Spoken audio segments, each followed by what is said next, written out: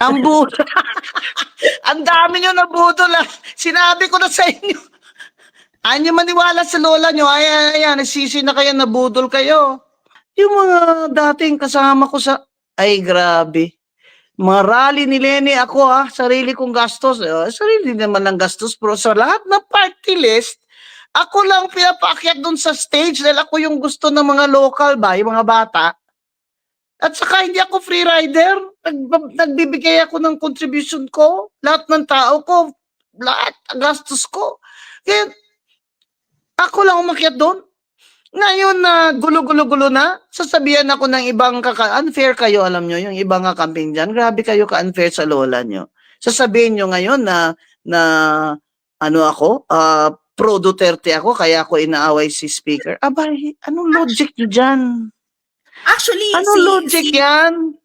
si Ma'am Consistent Beng, naman ako, di ba? Sa kampanya ko, sinabi ko, sige, paupuin nyo si Marcos, hindi na yan aalis. Yeah. And Speaker Romualdez is part of this dynasty. That's why they want control. Control is for their next dynasty. actually, That's the si problem.